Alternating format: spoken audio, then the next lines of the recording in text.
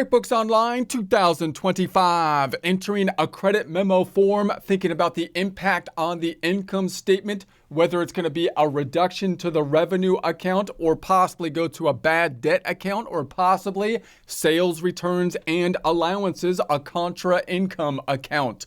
Get ready and some coffee because we're learning how to save time with QuickBooks Online 2025. Here we are online in our browser, searching for QuickBooks Online. Test drive the free sample company file available to everybody looking for a result that has Intuit.com and the URL, Intuit being the owner of QuickBooks. Selecting the United States version, we're going to verify that we're not a robot. I'm going to close that first tab because we don't need it anymore. Now we're going to be in the sample company file, Craig's Design and Landscaping, opening up the major financial statement reports as we do every time. The reports, they're on the left-hand side. We're on the standard tab. We're going to be within the favorites. We're going to right-click on the balance sheet, open a link in a new tab, right-click the P&L, the profit and loss, otherwise known as the income statement. Then we'll go to that tab to the middle, close up the hamburger, put that top bun on the hamburger to close it up. We're going to go from 010124 tab, 123125 tab, select the drop down for years, run it to refresh it, 2024 and 25. Once again, side by side. Let's go to the tab to the right, close up that hamburger again. That range, it needs to be the same, people. 010124 tab, 123125 tab. Dropping it down for the years, run it to refresh it, noting there's nothing currently in 2025 except for that $34, including prior period presentation transactions because we refreshed our sample company file by logging out, logging back in, and using the incognito window, which I suggest you do as well. Otherwise, you might have prior presentation transactions in your system, and if you do, might not mess you up too bad, but just be aware about that. Let's go back up top and go to the forms. We've been selecting the plus button and looking at the accounting cycles within cycles within cycles, mainly focusing now on the customer cycle where revenue ultimately is going to be coming in for goods and services we provide to the customer. We went over some of the standard forms here. Now we're going to look at ones a little less common, such as the credit memo. At least we hope it's a little less common because it's in essence reversing a sale that has happened. So the credit memo you can think of as typically linked to the invoice. In other words, an invoice has gone out, increase in accounts receivable, the other side going to revenue. Something happens, the customer's not happy, possibly they return merchandise if there's merchandise involved, and we issue a credit memo, which in essence reverses the invoice. So again, you can imagine that hopefully is something that doesn't happen all the time. Let's see how this happens in terms of a flowchart situation. This is the desktop flowchart. We're using QuickBooks Online, but this is just to show the arrows between the forms for the flowchart. So if we're in a revenue type of situation, remember, you could be in an easier kind of situation for revenue recognition, like doing Google as basically just a job that you're getting from YouTube or something, in which case the revenue might go through the bank feeds and you record it with a deposit form. In that situation, you're not usually going to have a credit memo because there's not going to be any kind of return normally.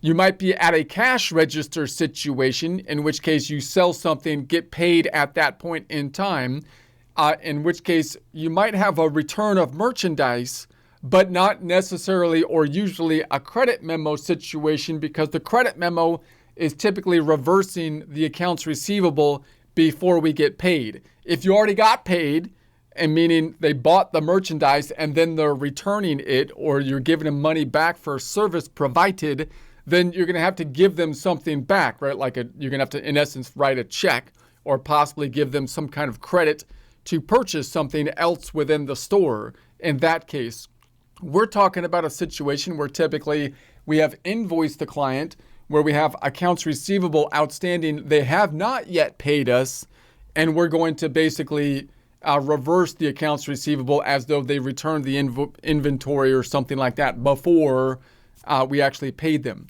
Now, the thing we want to be careful of is when we enter an invoice, it increases accounts receivable. if they return the merchandise, usually we don't like to we increase the accounts receivable and revenue. Normally, we don't like to decrease revenue. We like revenue only going one direction.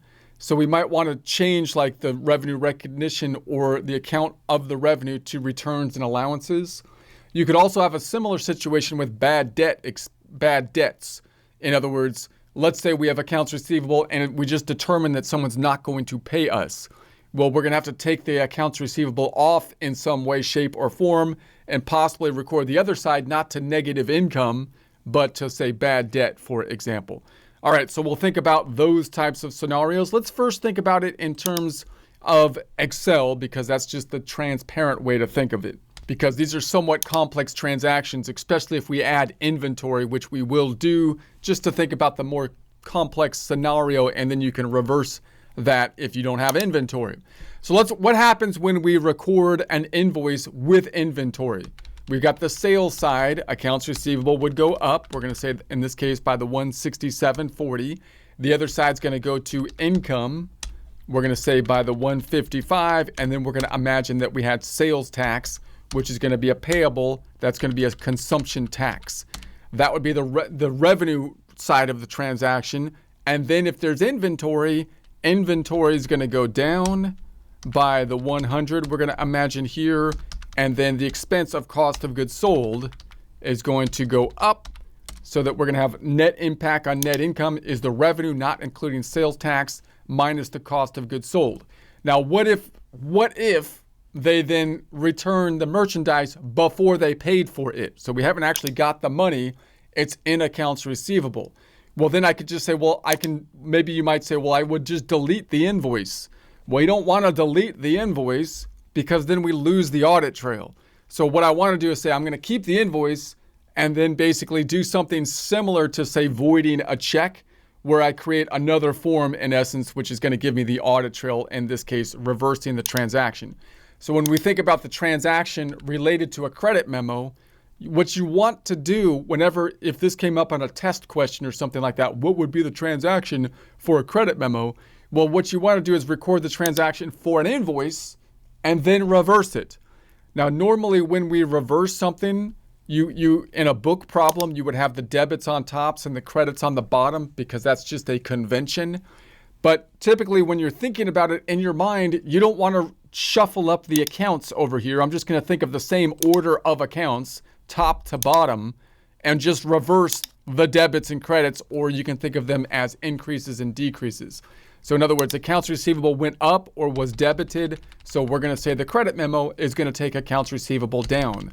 The income went up or is credited. So these are debits and credits. The negative represents an increase in a credit direction. In this case, I know that can be a little bit confusing, but there's that. And so we're just going to say the income account is going to be reversed. We're going to decrease it. That's the funny account. Why did I make it yellow here? Because normally we don't like decreasing the income account. We would rather make another account possibly, which would be a contra income account called sales returns and allowances. We'll talk more about that in a second, but let's keep going. The sales tax went up with a liability of a credit, so we're going to take it back down with a debit. The cost of goods sold, an expense account, went up with a debit, so we would take it down with a credit. The inventory account went down when we sold it with a credit, so we're going to make it go back up with a debit. So I know the debit and credit talk and the up and down talk gets a little bit confusing. I don't want to get into that in too much detail right here, but that's the general idea. So if I record this, we're going to say accounts receivable went up by that amount. It's going to go back down when I issue the credit memo.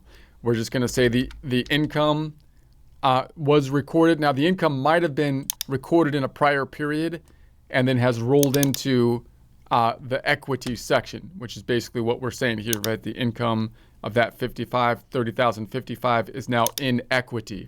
So if the credit memo happened in the next period, the equity section would be reflecting it. And then we're going to say now income is going to go, we're going to say income is going to go down with the 155 on a debit.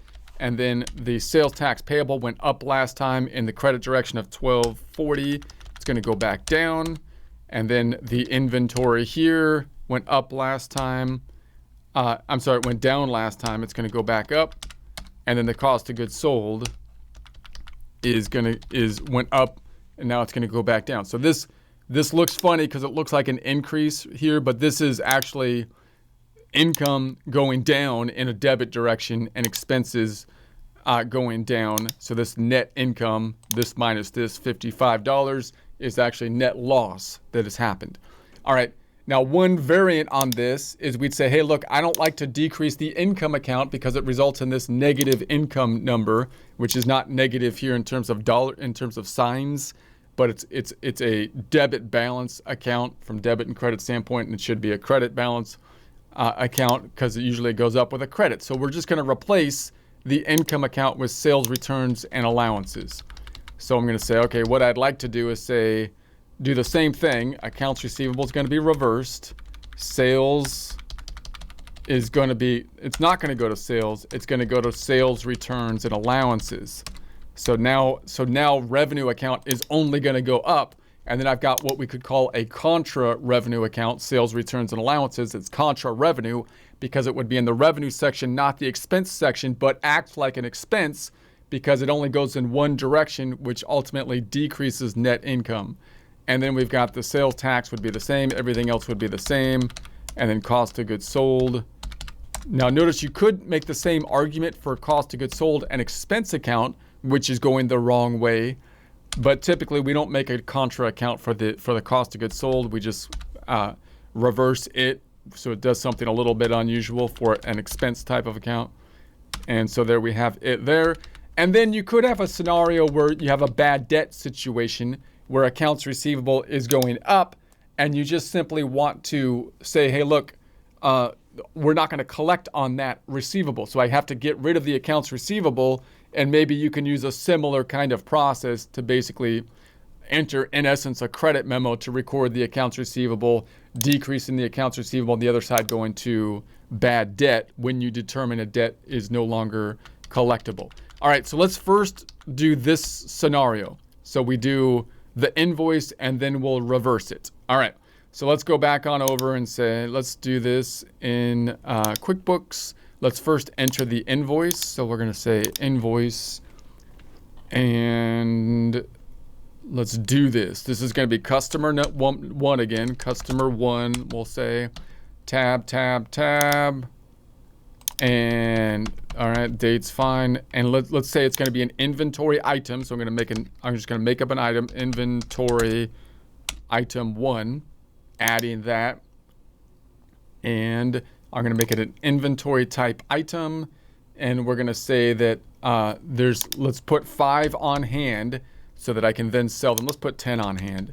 And so I'll put these on the books. This is going to record a transaction for the purchase, in essence, of the inventory, because we're going to sell the inventory. So we're going to put them on hand automatically like that.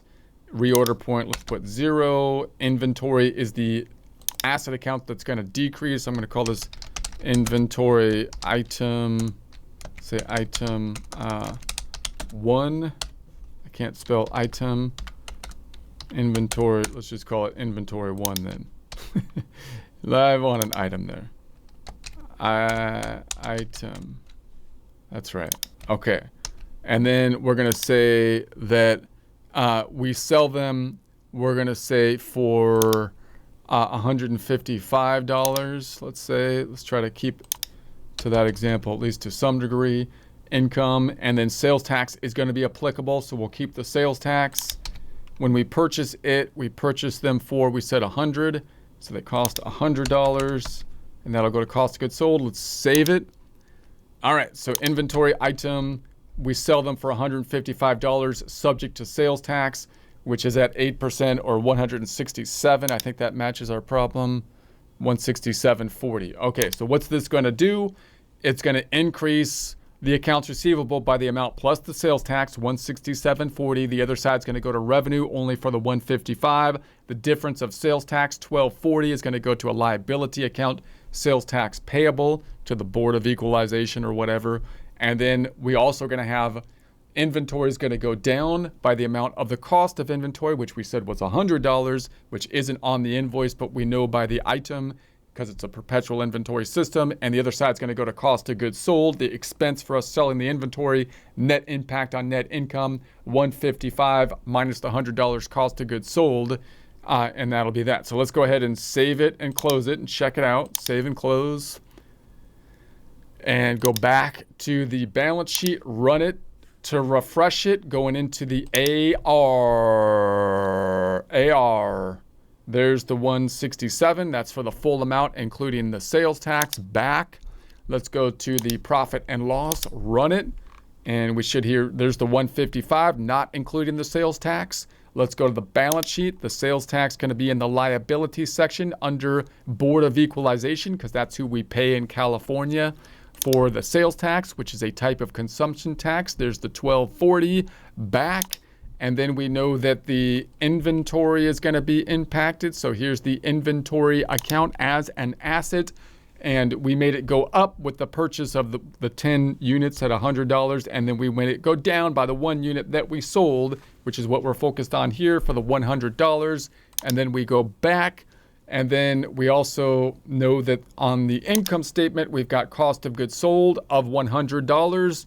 And if I go back to the first tab, we've got the subledger for accounts receivable, which I'll track internally by going to the left over here into the sales tab. And then we can go into the, let's say, invoices. And we see then that we want the not due yet invoices, let's say. And so there we have customer 1. There's the 167.40 here. If I go into the customer and I look for the customers that have open invoices, there's customer 1 and there's the 167.40.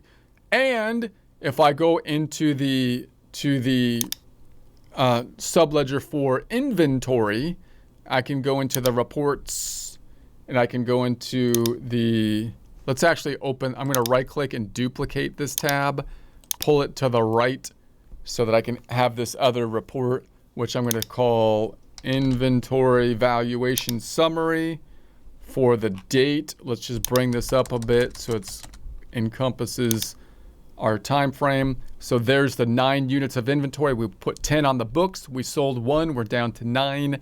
That is a total inventory of 1,496.25 in units, which should tie out to the balance sheet in inventory 1,496.25. Okay. So now we're going to imagine that this person came in and said, I want to return the inventory, and we're going to go, okay, we'll return it. We have to reverse the transaction then. So I can go into the sales tab and I can see this particular customer who came in or contacted us in some way, shape, or form, customer number 1, and they have this particular invoice which they want to return. Now, if they haven't yet paid us, you might say, well, why don't I just delete it, or I can void it, right? But that's not typically what we want to do, because we want to have the audit trail. We want to say, okay, they bought it and then they returned it. So one way we could do this is hit the plus button up top, and we want to go into a credit memo. Credit memo, and then I'm going to say this is going to be for customer 1, and then tab, and let's say it happened on the next day up. And then I'm going to mirror exactly what was on the invoice. So it was inventory item 1. So I might look at the invoice to mirror what was on the invoice. And so there it is. So now I've got, this looks like the invoice, but it is a credit memo. So it looks basically the same because it's in essence reversing exactly what we did before. Now, sometimes in the sample file, this tax is being a little bit glitchy. So you might have to record it and then go back into it. And then this basically should calculate. Again, I think the sample company file is a little bit more glitchy than what I've seen in the actual company file, possibly because multiple people are logged into it or something like that. I don't know. But in any case, What's this going to do? Well, it's going to do the opposite of what we did before. It's going to decrease the accounts receivable by 167.40. It's going to record the other side to revenue, but only for the 155. It's going to reduce the revenue. It's going to reduce the sales tax by the difference of the 1240. It's going to put the inventory back on the books of the 100, and then it's going to basically reduce the cost of goods sold by the 100. Net impact on net income is the 155 minus the 100, which would be a decrease, right, of the 55. So let's go ahead and save and close this. Now, before I go and double check that on the financial statements, also note that we would like the credit memo to tie out to the invoice. You'll notice that I entered them separately, right? I'm going to close the hamburger. I had to put the invoice in, and then I made a credit memo that looked the same, but I didn't really create the credit memo from the invoice, right? But notice these two have been tied out now. The invoice is now being marked off as paid, and the credit memo is being marked off as applied, because by default, it created the payment form, which is basically linking these two together.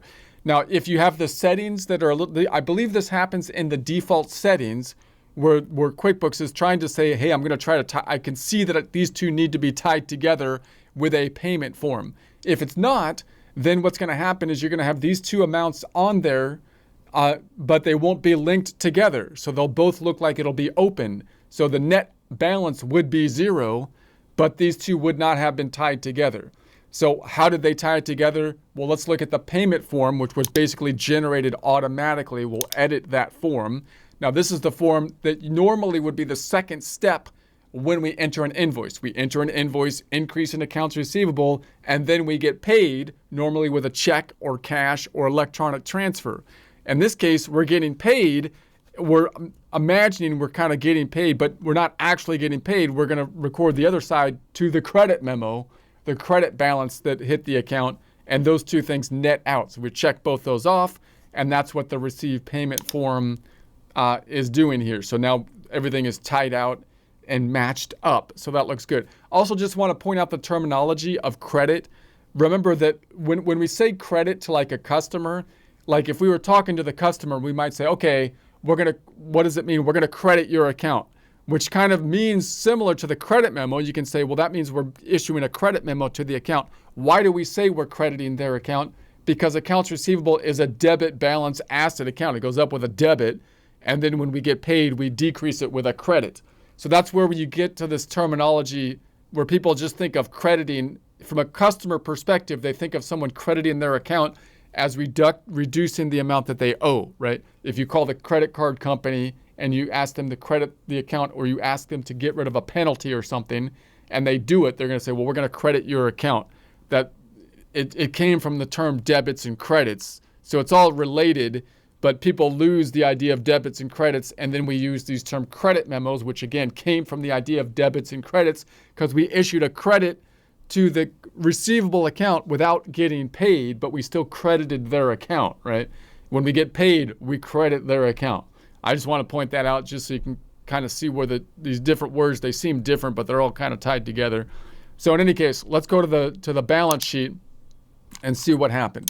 So now we have the accounts receivable should have gone back down. So there it is. There's the invoice, and then the payment form, which is netting the two out. There's nothing being recorded by the payment form.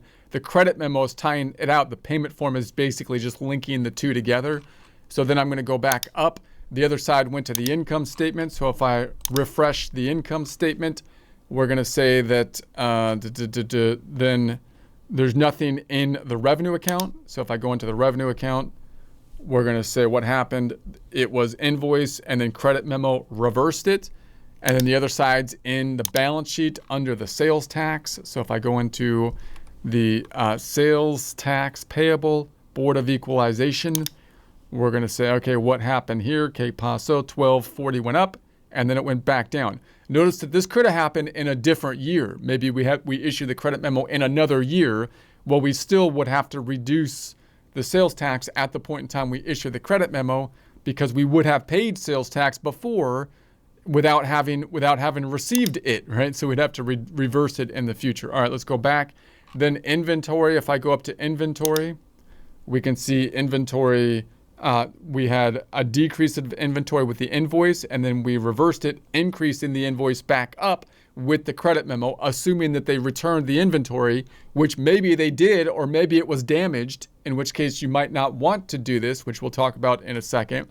And then the other side went to cost of goods sold, where we had the cost of goods sold here recording the increase in inventory for us consuming, increase in cost of goods sold for us consuming the inventory, and then we took it back out, reversing the cost of goods sold. Okay, so now let's do the same kind of thing, but now let's think about this scenario. Instead of recording it to the income account, I want to record it to sales returns and allowances, because I don't like the income account going down, which is typically the case, right? We would like income only to be going one direction, up, and then possibly record another account called sales returns and allowances, which would be a contra income account. How could we do that? Let's do this again. So I'm going to say, all right, let's make another invoice, and we're going to say invoice, and we'll say this is going to be for customer 2, let's say, and we'll say customer 2, and then okay, and then let's say this happened on the 15th, let's say, and we'll just do the same thing. Item 1, or 155, so same scenario. What's this going to do? It's an invoice. Accounts receivable goes up by 167.40. Other side goes up to revenue, 155. Difference, 12.40. Sales tax payable. Inventory is going down by $100, which is driven by the item, which knows what the cost of the inventory was. Cost of goods sold goes up by $100. Net impact on net income, $155 minus cost of goods sold of $155 increase. And the subledger for accounts receivable will be tracked by customer number 2, and the subledger for inventory will be tracked by unit. All right, let's save it and close it. Save and close. So if I go to the balance sheet, once again, run it, we're going to say, all right, accounts receivable. Accounts receivable has now gone up again by the one on 115 for the 167.40. Let's go back. And then on the income statement, we're going to run it to refresh it. We can see that revenue went back up again by 155, back to the balance sheet. On the liability, we can see that in the sales tax payable, Board of Equalization, that went up by 1240 again. Let's go back, and then we know that the revenue or inventory went down. Inventory goes down by the 100, and the cost of goods sold on the P&L goes back up by the 100. Net impact on net income, 155 minus 100. And the subledger for inventory will have been impacted again. It's back to 9 units, and we're at 149625. And over here, we're at 149625. All right, so now if I go into the first tab and we go into the sales, we can look at customer number 2 now. Customer number 2 now has that invoice on the books. So we're going to issue a credit memo for that invoice, but try to adjust the income account so that it doesn't reverse income, but rather goes into sales returns and allowances. How can we do that? Not an invoice. That's not how you do it. Let's make a credit memo, and it's going to be for customer number 2. And let's say this happened on the 16th, just to make it a little different. We'll say this is going to be inventory item number 1. So there's the exact same thing we did before, which would reverse it. It's not quite calculating yet on the sales tax for some reason, but when I record it, it then calculates it. That's the little glitchy thing that's currently going on.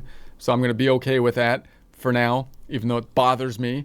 But then I'm going to say, well, if I do that, what's going to happen? It's going to reverse the income account. I don't want it to reverse the income account. So I'm going to make another one, and I'm going to call this item sales returns and allowances. I'm going to copy that account, and then I'm going to add that account, and I'm going to make it an item. I'll just make it a service type of an item, And I'm going to say, it's not an account. I'm adding like an item, like an inventory item. And then I'm going to say, I'm not going to put a price in here, but I want it not go into the income account. I want it to go to a new account. This is where I'm going to create a general ledger account, adding an account. This is where I add the account, sales returns and allowances. The account type is going to be an other income. Other income, let's say, not dividend. We'll just say other miscellaneous income. Now it's going to be an income account, but it's going to go down. So description, that's good. So let's save it. So now, do I want sales tax on it? No sales tax on it. That's going to mess me up if I have sales tax. I'm going to say no sales tax on it. Okay, and so then I'm going to say, all right, I think that's it. Save it and close it. So now I'm going to say, I'm just going to put the same dollar amount here, 155. All right, so there we have it. So now it's recording it twice, but I'm going to remove the top bit. I'm not going to delete the line. I'm just going to make this 0. And so there we have it. And then I do want this to record the sales tax. So I'm going to check off the sales tax here so it's still recorded, even though it's not adding it up here, it's doing it. So you might say, okay, well, why would you do that? Well, this one, so this one's going to record it to sales returns and allowances, but I still need the top one if they return the inventory, because this top line, although I don't see the dollar amount of inventory, will still record the adjustment to inventory. Let's record it and go back into it and see if this properly calculates down here. So I'm going to save it and close it. And then I'm going to go back into it. So now let's go back into that credit memo. I'm going to edit it so I can see it. So now you can see it populated the sales tax. So what's this going to do then? Well, it's going to be a credit memo. It's going to do the same thing. It's going to reverse the accounts receivable by the full amount plus the sales tax, decreasing it by $167.40. It's going to reverse the income, but instead of reducing the income account, it's driven by this item, which is going to go to the sales returns and allowances account for the $155 instead of the income account. And then the difference of the $12.40 is going to be reversed still on the balance sheet for the sales tax payable, and the inventory is going to go back on the books driven by this item, which although is zeroed out, still has the item which knows that $100 of the cost of inventory is going to increase the inventory, and the other side is going to go to cost of goods sold. Now, what if the inventory was damaged or something like that? Well, then I would delete this line. I wouldn't need this line because inventory is not going to go back up in that case. So we wouldn't need this line at all, and I could just replace it with basically this line. Okay, so let's save it and close it and check that out. So if I go to the balance sheet now, I can run it, and the top bit will, oh, by the way, let's go to the first tab again. You can see once again that it created automatically the payment form, which basically just tied these two things together so that now the credit memo says it's been applied.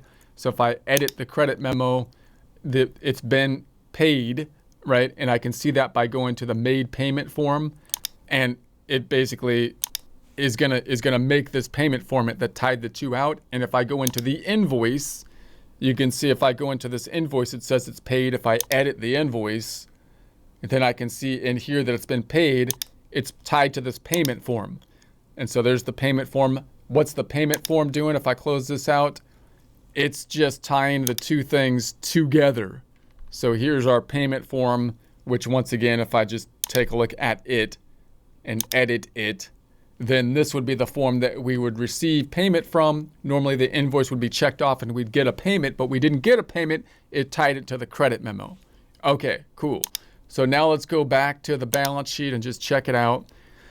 If I go into the accounts receivable, it went up and then back down again. Invoice credit memo. That makes sense. If I go to the income statement, however, which has been deleted now, what que paso to the income statement? What happened?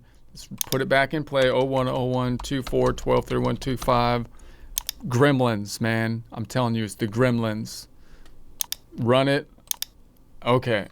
So then I'm going to go back. So now the sales is still there, 155, and the other side is going to, oh, I put it down here to other income. I should have put it into just normal income, sales returns and allowances. I'm kind of annoyed about that. Let's go to the first tab and see if we can fix that.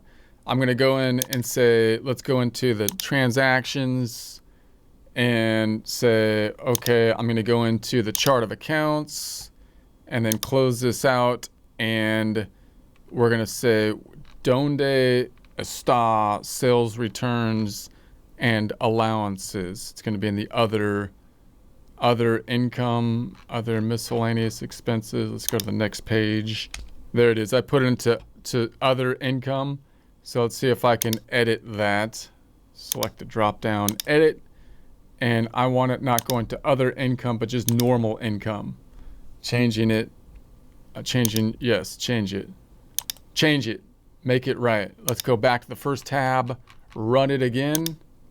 So now we've got the sales up here, and then I reversed it not to the same account, but to a contra income account.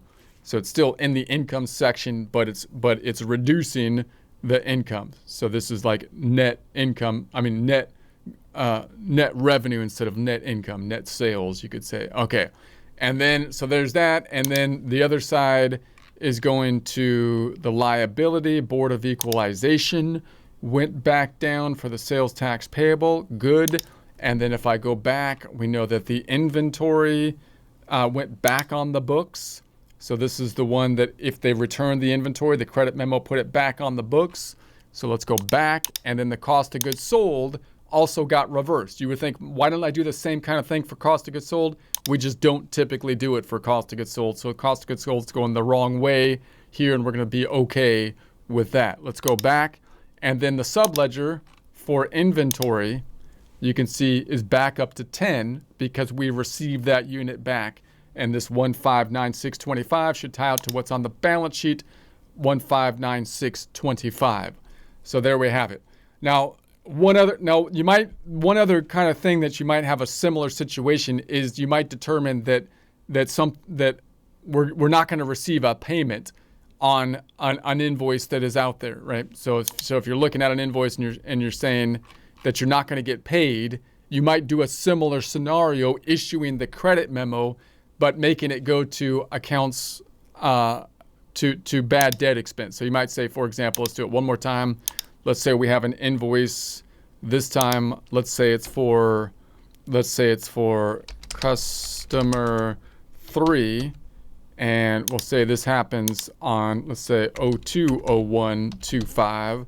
Let's make a different item. Let's make it service item 1, just so we don't have to deal with inventory for this one. And we'll say, okay, and it's going to be a service item. And service item 1, let's say it was for $300. It's going to go to service revenue. I'm going to remove sales tax on it. Non-taxable good. Okay. Save it. So we'll record that for $300. So what's this going to do? Increase revenue and increase the accounts receivable by $300. Subledger going to customer, what happened? Customer 3. Is that who I'm on? Customer 3. All right, let's save and close it. So now we have revenue going up. So if I go into the sales area and I go into my customers, now I've got customer 3. Now let's say customer 3, we just say they're not going to pay us this amount in some future time. They're not going to pay us. We've determined we want to write it off. Well, we might use a similar system to write it off to bad debt, like a credit memo, right? So I might say, okay, I'm going to just write that off by doing a credit memo for customer 3, and let's say this happened on 2/2, and this, what did we sell them? I could mirror what we sold them, which was an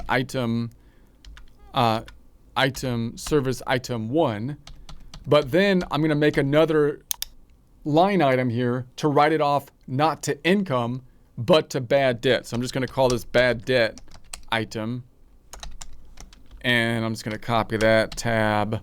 I'm doing this kind of fast because it's a similar in concept and we're running long on time. You're pulling too much time, man. Let's make it a service item. There's the description. I'm not going to put a dollar amount in it. I'm going to not do the sales tax because I can add the sales tax if needed. So non-taxable, non-sales tax. Okay, boom, boom. So then I'm just going to go boom, boom, and then there's going to be 300. Now, in this case, I could still just remove the dollar amount here, or I could just delete it entirely. Why? Because this is just a service item. There's no inventory involved. I don't need to deal with inventory. So I don't even really need this first line item at all. I could just write it directly to bad debt expense because we're not dealing with the return of inventory, basically. And so I could then just say, let's delete that and then allow me to match this out. So then I'm going to say, what's this going to do? It's going to be reversing. So it's going to record a decrease to accounts receivable, and the other side is going to be driven not to income, not reversing income, but rather to bad debt expense. Hopefully I set that up. Wait a sec. I don't think I set this up right. Let's do this again. Bad debt 2. I did it too fast. Let me just do it again so I could set it up properly. Sorry about that. I'm running too long. I need it to go to, we're going to call this bad debt 2. Boom. It's not going to be taxable, but I want it to go not to the income account. I want it to go to a new account. Add the account, which is going to be called bad debt 2. Okay. And it's going to be an expense type of account. Boom. And then just bad debts. Okay. Bad debt. All right. So we'll just do it like that. All right. There we go. So now it's going to be driven to the bad debt expense. Okay. And it was for 300. All right. There we go. And then it's not no tax. So I'm just going to remove the tax. Okay. Hopefully I did that right. All right. Let's close it up. All right. So now we have the same thing happened. The credit memo, the invoice, they connected them together with the payment form. If I edit it here, it's connected it out, so everything is nice and neat within that client. Everything's tied out. We don't have anything outstanding. If I go to the balance sheet, we could see that the revenue account should go up and then back down again. Revenue account goes up and then back down. Invoice credit memo. And on the profit and loss, this time we see a similar process, but the revenue account went into the sales, the service item of 300.